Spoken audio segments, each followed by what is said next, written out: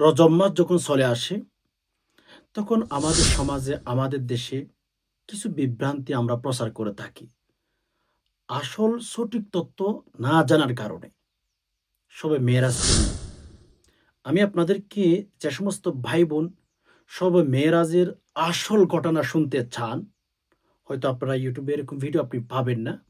আসল যে ঘটনা ঘটেছিল শবে মেরাজের রাতে, শবে মেরাজ কেন হয়েছিল? সেখানে আমাদের করণীয় কি? শবে মেরাজের রোজা কতটি রাখবেন? ২০২৬ সালে শবে মেরাজ কোন দিনে, কত তারিখে? সেই রাতে আপনি কি করবেন? এই বিষয়গুলোর অবশ্যই আপনার সঠিক তথ্য জানা থাকতে হবে। আপনি যদি এই বিষয়গুলোর সঠিক তথ্য জানতে চান, সহিহ হাদিসের আলোকে, কোরআনুল কারীমের আলোকে, আপনাকে বলছি আপনি একটু স্থির হয়ে বসেন। আজকের ভিডিওর মধ্যে সবাই মেরাজ নিয়ে যত সঠিক তথ্য বলার দরকার আমি আপনাকে বলে দেব। নিজেকে স্থির করে বসান, একটু হাতে সময় রেখে সুন্দর করে বসে কথাগুলো মনোযোগ দিয়ে শোনার চেষ্টা করবেন। আমাদের সমাজে, বাজারে দেখা যায় শবে মেরাজকে কেন্দ্র করে অনেক বই, ছোট ছোট ১০ টাকা, ২০ টাকা, ৫ টাকার এই টাকার দামের বই বিক্রি হয়ে থাকে। আমাদের সমাজ আজকে সেগুলো পড়ে পড়ে পড়ে পড়ে নিজেকে ধ্বংস করে দিতেছে। শবে শবে মেরাজ নিয়ে অনেক কথা আমাদের সমাজে চলে। আপনাকে বলছি আপনি আমার ভিডিওর মধ্যে ক্লিক করেছেন, একটু থাকার চেষ্টা করেন।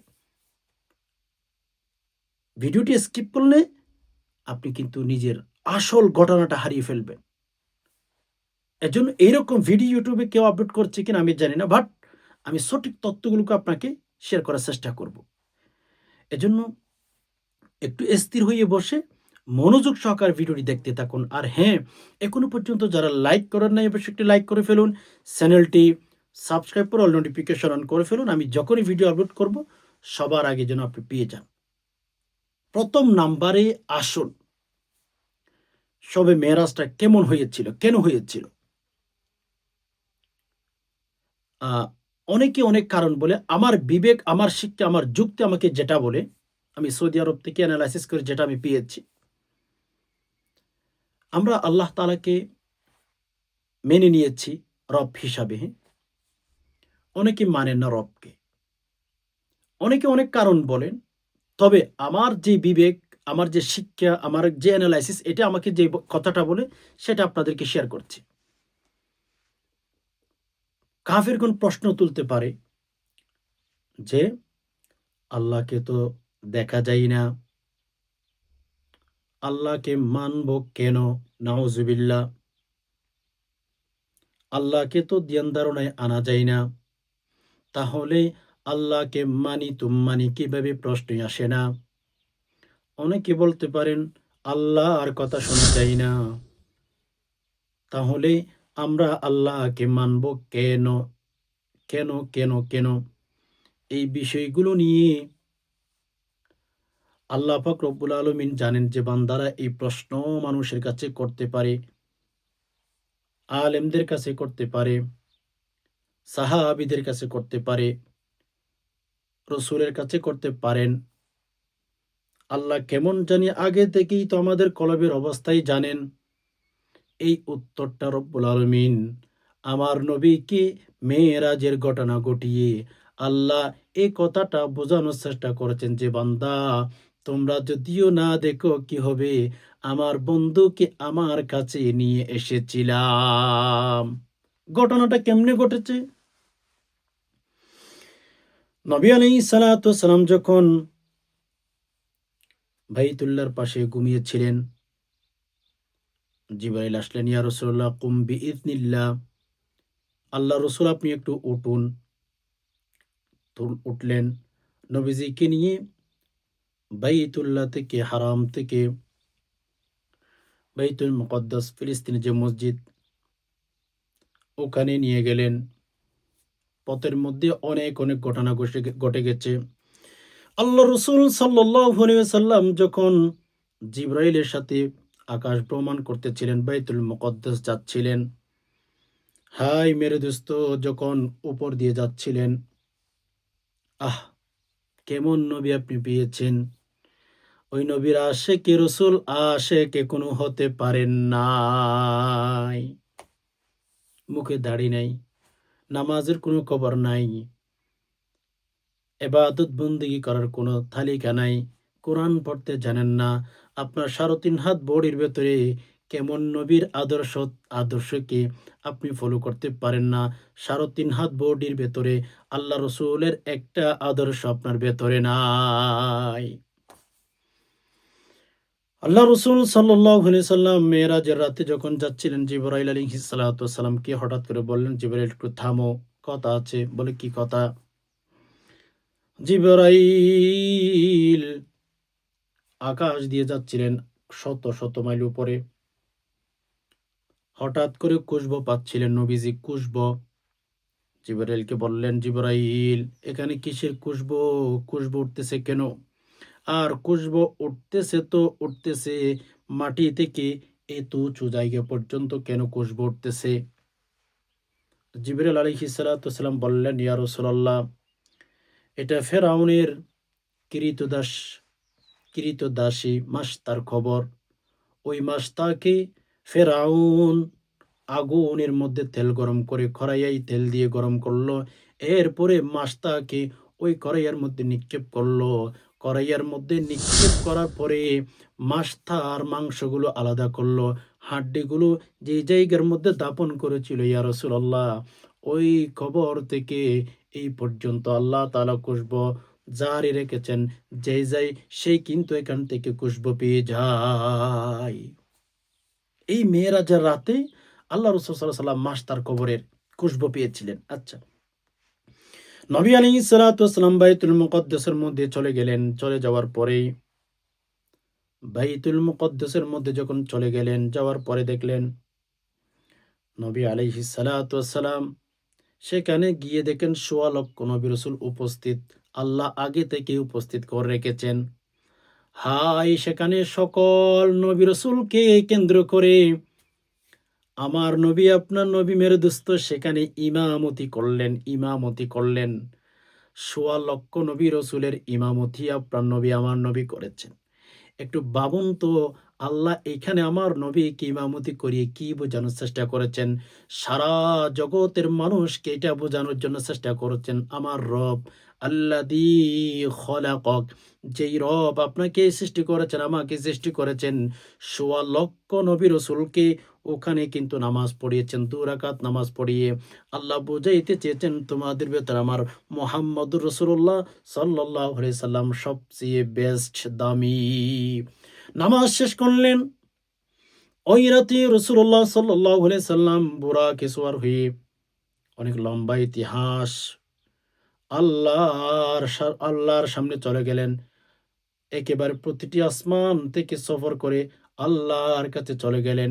সেই দিন লৌহ কলম, আরশ কুরসি, আল্লাহর যা যা কুদরত আছে সব কিছু আমার নবী, আপনার নবী এই ২ চোখ দিয়ে দেখেছেন।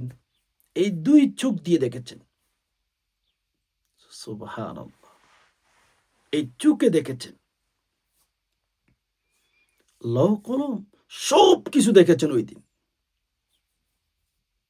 এই মেরাজের ঘটনা কেন ঘটাইলেন জানেন? হায় আল্লাহর রাসূল সাল্লাল্লাহু আলাইহি ওয়াসাল্লাম আল্লাহর সাথে সরাসরি কথা বলেছেন, সরাসরি। সুবহানাল্লাহ!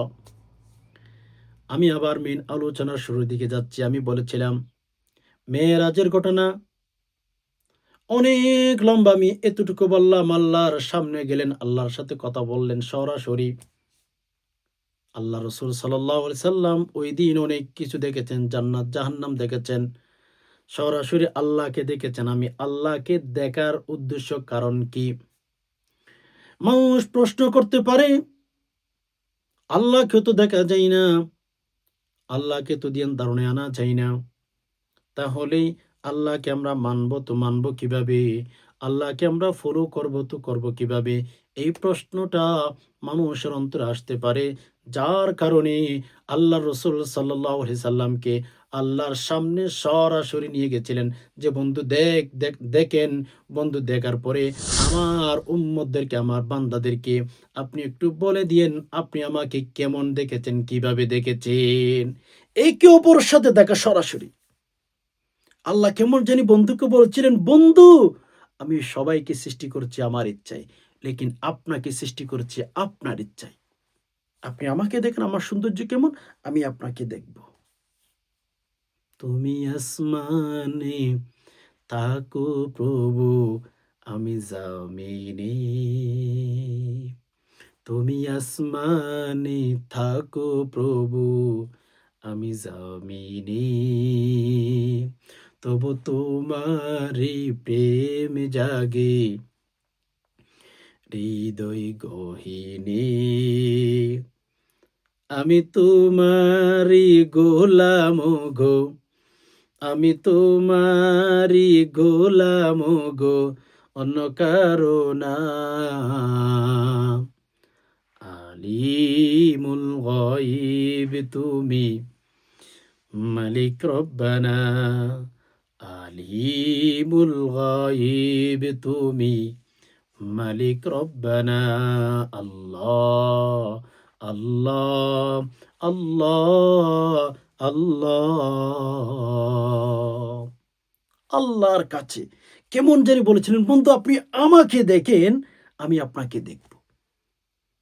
ওই যে কিছু মানুষ প্রশ্ন করতে পারে যে আল্লাহকে তো দেখি নাই, আল্লাহকে তো দিয়ান দারুণে আনা যায় না। এজন্য আল্লাহ এই ঘটনাটা ঘটিয়েছেন যে বন্ধু গিয়ে বলে দিবেন উম্মতদেরকে আপনি আমাকে দেখেছেন সরাসরি, কথা হয়েছে আপনার সাথে। এজন্য আল্লাহ রসুলও কেমন রসুল পেয়েছেন দেখেন। তো শাহে খুবা তো জানি জানা, তো শাহে খুবা তো জানি জানা, হে চেহারা উম্মুল কিতাবে তেরা। ना बन सकी है, ना बन सकेगा मिसाल तेरी, जवाब तेरा। तू शाहे खूबा तो जानी जाना, तू शाहे खूबा तो जानी जाना, है चेहरा উম্মুল কিতাবে তেরা। কেমন নবী পেয়েছে বুঝতে পেরেছেন? এই যে মেরাজের পুরা ঘটনাটি সূরা বনী ইসরাঈলের ১ নম্বর আয়াত ১৫ নং পারায় একেবারে শুরুতে ১ নম্বর আয়াত, সূরা বনী ইসরাঈলের ১ নং আয়াত। আল্লাহ তাআলা সেখানে বলেন, সুবহানাল্লাযী আসরা বিআবদিহি লাইলাম মিনাল মাসজিদিল হারাম ইলাল মাসজিদিল আকসা ইলা আখিরি আয়া। রব্বুল আলামিন কুরআনুল কারীমের ভেতরে মেরাজের ঘটনাটাকে এখানে সংক্ষিপ্তভাবে একেবারে আলোচনা করেছেন। এই মেরাজ হয়েছেন এটা সত্য, কোনো বান্দা যদি অস্বীকার করে। এই মেরাজের ঘটনাকে কেন্দ্র করে অনেক মানুষ কাফির হয়ে গেছে, নাউযু বিল্লাহ। অনেক মানুষ ইসলাম ধর্ম গ্রহণ করেছেন, মুসলমান হয়ে গেছেন। মেরাজের ঘটনা এখনো আমাদের দেশে অনেক মানুষ আছে বিশ্বাস করতে চাই না। এটা কেমনে হয়? হ্যাঁ ভাই, আল্লাহ চাইলে সবকিছু সম্ভব হয়। মেরাজের ঘটনা যখন বলতেন কিছু মানুষ কাফের হয়ে গেছে, আর কিছু মানুষ ইসলাম ধর্মের প্রতি ধাবিত হয়েছিল। আল্লাহ দেখাইতে চেয়েছিলেন যে বান্দা মেরাজের ঘটনা কে বিশ্বাস করো কে বিশ্বাস করো না, সত্য মিথ্যাকে পার্থক্য করার জন্যেই হয়তো আল্লাহ পাক রব্বুল আলামিন এই মেরাজের ঘটনা ঘটিয়েছিলেন। এই মেরাজের ঘটনাকে কেন্দ্র করে হাজার হাজার মানুষ বিশ্বাস না করে কাফের হইয়া যায়। এরপরে হাজার হাজার মানুষ ইসলাম ধর্ম গ্রহণ করেন। তাহলে দেখা যায় মেরাজের ঘটনা কেন হয়েছে? সত্য মিথ্যা নির্ণয় করার জন্যে, সত্য মিথ্যা বাছাই পর্ব চলেছিল। এজন্য মেরাজের ঘটনা কোরআনের ঘটনা, মেরাজের ঘটনা আল্লাহ নিজে ঘটিয়েছেন। বিদায় আমাদের বিশ্বাস করতেই হবে। এটা অস্বীকার করলে আপনি মুসলমান থাকবেন না। নাম্বার ১ সাবজেক্ট গেল। এবার আসুন মেরাজ কখন হয়েছিল? প্রিয় দর্শক, এটা নিয়ে মেরাজ কখন হয়েছিল, এটা নিয়ে ইসলামিক স্কলার যারা রয়েছে তাদের অনেক মতানৈক্য রয়েছে। অনেক মতানৈক্য। কেউ বলেছেন রমজান মাসে, রবিউল আউয়াল মাসে, রজব মাসে। চিন্তা করেন এই মেরাজের ঘটনাটা কোন মাসে হয়েছিল এটা নিয়েও দ্বন্দ্ব। মানে ইখতিলাফ। একেকজন একেক কথা বলেছেন। তবে বেশিরভাগ ইসলামিক স্কলার যারা আছে তারা বলেছেন রজব মাসের ২৭ তারিখে হয়েছিল। বেশিরভাগ। নির্দিষ্ট না। মেরা আজিজু, এই মেরাজের রাত কেউ লিপিবদ্ধ করে রাখেন নাই। যে কখন হয়েছে, কি হয়েছে, না হয়েছে এগুলো লিপিবদ্ধ না করার কারণে আমাদের মধ্যে এত মতানৈক্য তৈরি হয়ে গেছে। তাহলে বুঝতে পেরেছেন মেরাজ কখন হয়েছে। রজব মাস, রমজান মাস, রবিউল আউয়াল মাস, অনেকে অনেক মাস বলেছেন। দেন অনির্দিষ্ট, এটা কোনো নির্দিষ্ট না যে আমরা যারা বাংলা ভাষায় কথা বলি, এটলিস্ট আমরা ভারতে যারা থাকি, পাকিস্তানে যারা থাকি, বাংলাদেশে যারা বসবাস করি, এদের ভেতরে একটা জিনিস দেখা যায়, সেটা হচ্ছে রজব মাসের ২৭ তারিখকে কেন্দ্র করে অনেক উদযাপন করে। লেকিন আপনারা যদি আরবে আসেন, সৌদি আরবে আসেন, আলহামদুলিল্লাহ এখানে আসলে আমি নিজের চোখে দেখি এখানে আমাদের দেশে যেগুলো হয় না রজব মাসের ২৭ তারিখকে কেন্দ্র করে, এসব আয়োজন বলতে এখানে কিচ্ছু নাই। এখানে এসব আয়োজন বলতে কিচ্ছু নাই। বাস স্বাভাবিক দিনের মতো, স্বাভাবিক রাতের মতো। সৌদি আরবের মধ্যে এগুলো নিয়ে কোনো টানাটানি, কোনো হেঁচড়া-হেঁচড়ি এগুলো নাই। কিন্তু আমাদের দেশে বাজারে যাবেন, ৳১০ দিয়ে বই বিক্রি করে, গ্রামে, গ্রামে বিক্রি করে। যে শবে মেরাজের রাতে ১২ রাকাত নামাজ পড়তে হবে, এই সূরা পড়তে হবে। আমি আপনাকে চ্যালেঞ্জ করে বললাম, আপনি যদি কোনো কিতাবে দেখাইতে পারেন যে শবে মেরাজের রাতে এত রাকাত নামাজ পড়তে হবে, শবে মেরাজকে কেন্দ্র করে আপনি এত রাকাত নামাজ পড়বেন, এটা কোনো হাদিসের পৃষ্ঠায় দেখাইতে পারবেন না। বরঞ্চ সবকিছু কিন্তু বানোয়াট কথা। দেখেন আল্লাহ রসুল আল্লাহর কাছে গেলেন। যাওয়ার সময় আল্লাহ রসুলের সাথে দেখা করলেন, আল্লাহ রসুলকে নামাজ দিয়েছিলেন। তো এরকম কথা আছে। কিন্তু নবীজি আসার পথে এত রাকাত নামাজ পড়েছিলেন, এই করেছিলেন, সেই করেছিলেন, নির্দিষ্ট কোনো ইবাদতের কথা রসুল বলেছেন আমাদেরকে? তাহলে বলেন নাই। রসুল মেরাজে গেলেন, আল্লাহর সাথে দেখা করলেন, অনেক লম্বা ইতিহাস। রসুল আয়েশা তো বলেন না আমি সেখানে গিয়ে এরকম নামাজ পড়ছি, তোমরাও পড়বা। সাহাবীরা তো পড়েন নাই, আমরা কেন পড়বো বলেন? রসুল তো বলেন নাই নির্দিষ্ট করে। আমরা ২৭ তারিখে আসলে আমরা অনেক আয়োজন করি। তবে অনেকের মতানৈক্য, অনেকের মতামত হচ্ছে রজব মাসের ২৭ তারিখ দিবাগত রাত্রে। মানে মেরাজটা হয়েছিল, বেশিরভাগ ইসলামিক স্কলাররা এই কথাটাই তুলে ধরেছেন। আচ্ছা সম্মানিত দিনী ভাই বোন, এখন কয়টি রোজা রাখবেন? আম্মা জান আয়েশা বলেন রাসূলুল্লাহ সাল্লাল্লাহু আলাইহি ওয়াসাল্লাম রজব মাস থেকে রমজান মাসের জন্য প্রস্তুতি নিতেন। এই সুন্নত হিসাবে আপনি যতটা মন চায় ততটা রাখতে পারেন। আজ থেকে শুরু করেন, যতটা রাখতে পারেন। সুন্নত হিসাবে আম্মা জান আয়েশা বলেছেন রজব মাসে রাসূলুল্লাহ সাল্লাল্লাহু আলাইহি ওয়াসাল্লাম প্রস্তুতি নিতেন রমজান মাসের জন্য। আপনি রমজান মাসের জন্য প্রস্তুতি হিসাবে রোজা রাখেন। কয়টি রাখবেন সেটা আপনার ব্যাপার। নফল রোজা রাখেন। সেহরি খান যে আল্লাহ আমি সেহরি খাচ্ছি রজব মাসে, সুন্নত রোজা হিসাবে আমি রোজা রাখবো। বাস নিয়ত করে ফেলেন। রজব মাসকে কেন্দ্র করে এতটা নামাজ এত রাকাত নামাজ পড়তে হবে, এতটা রোজা রাখতে হবে, এটা সম্পূর্ণ ভুয়া। যেহেতু তারিখটাই অনির্দিষ্ট। তবে রাসূলুল্লাহ সাল্লাল্লাহু আলাইহি ওয়াসাল্লাম রোজা রাখতেন, আপনি রোজা রাখেন। রমজান মাসের জন্য প্রস্তুতি নিবেন। অন্যান্য দিনে যেভাবে ইবাদত বন্দেগী করেন, রজব মাসের ২৭ তারিখে সেভাবে ইবাদত বন্দেগী করেন। নফল রোজা রাখতে চাইলে রাখতে পারেন। তবে নির্দিষ্ট করে না। আমি মেরাজের জন্য রোজা রাখতেছি এরকম না। বাস আমি রাসূলুল্লাহ সাল্লাল্লাহু আলাইহি ওয়াসাল্লাম প্রস্তুতি নিতেন। আপনিও ওই প্রস্তুতি হিসাবে রোজা রাখবেন। বাস এখানে খালাস। নির্দিষ্ট করতে যাবেন না। আচ্ছা। এখন আসুন সম্মানিত দিনী ভাই বোন, আমরা যখন রজব মাসে এর পরের মাসে যখন আমরা রোজা রাখবো, রমজান মাসকে বাদ দিয়ে নফল রোজা যখন আমরা রাখবো, আমরা তারাবি পড়ব না। রমজান মাসে শুধু তারাবি। রমজান মাস ছাড়া আপনি তারাবি পড়বেন না কোনো নফল নামাজের। কোনো নফল রোজার তারাবি নাই।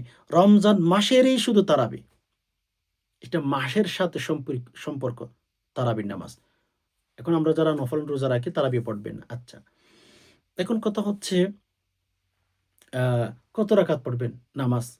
ভাই বোন কত রাকাত পড়বেন আপনার ইচ্ছা। আপনি অন্যান্য দিন যেভাবে নামাজ পড়েন ওইভাবে নামাজ পড়বেন। অন্যান্য রাত যেভাবে ইবাদতবন্দি করেন সেভাবে করবেন। কারণ নির্দিষ্ট করে কোনো ইবাদতবন্দিগি করতে যাবেন না, না, না। এক কথায়। আচ্ছা। এবার আসুন সম্মানিত দিনী ভাই-বোন, শবে মেরাজ এই ২০২৬ সালের কোন দিন? এই জানুয়ারি মাসের ১৬ই জানুয়ারি, রোজ শুক্রবার। শুক্রবার গিয়ে যে রাতটা আসবে, ওই রাতেই হবে ২৭ তারিখ, দিবাগত রাত। অর্থাৎ জানুয়ারি মাসের ১৬ তারিখ দিবাগত রাত্রে। আমরা সবাই জানি আরবি মাসে রাত আগে আসে, দিন পরে আসে। সেই হিসাবে জানুয়ারি মাসের ১৬ তারিখ জুমার দিন শেষ হয়ে যে রাতটা আসবে, ওই রাতটাই হবে শবে মেরাজের রাত বেশিরভাগ ইসলামিক স্কলারদের মতে।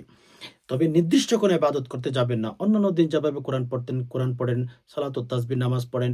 নির্দিষ্ট করে এত রাকাত নামাজ পড়তে হবে হাদিসে নাই। আপনি নির্দিষ্ট করতে যাবেন কেন?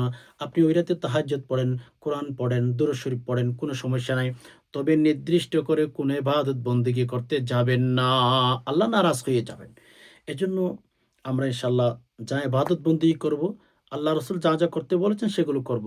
যেগুলো ছাড়ার জন্য বলেছেন এগুলো আমরা ছেড়ে দেব। এটার নামই ইবাদত।